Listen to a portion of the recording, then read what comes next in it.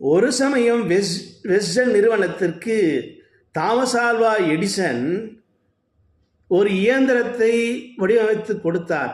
அந்த இயந்திரத்தின் விலை நிர்ணயம் செய்ய முடியாமல் தவித்தார்.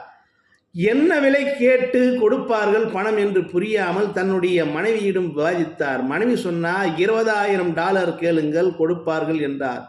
இது மிகப்பெரிய தொகையாக இருப்பதால் வாங்க மறுத்துவிட்டால் நமக்கு நட்டம் ஏற்படுமே என்று சொன்னார். அப்படி இருக்கும் பட்சத்தில் வெஸ்டன் நிறுவனத்தின் உயர் அதிகாரி வந்தார். அவரிடம் இந்த இயந்திரத்திற்கு என்ன விலை என்று கேட்டார். இந்த குழப்பத்தில் இருந்த எடிசனோ சற்று அமைதி காத்தார்.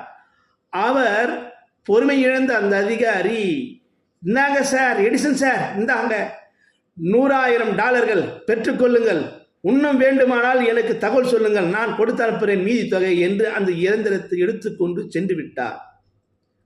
இதில் என்னவென்றால், பொறுமை இழக்காமல் இருந்த எடிசனுக்கு 4 மடங்கு கூடுதலாக லாபம் கிடைத்தது. பொறுமை இழந்த அதிகாரிக்கு 4 மடங்கு நஷ்டம் ஏற்பட்டது. இதிலிருந்து நாம் என்ன தெரிந்து கொள்ள வேண்டியதென்றால், பதட்டம் சிக்கலை தரலாம், பொறுமை முத்துக்களை தரும் என்பது எடிசனுடைய வாழ்வில் எதிர்கொண்ட ஒரு மிகப்பெரிய சாதனையாக இருக்கலாம்.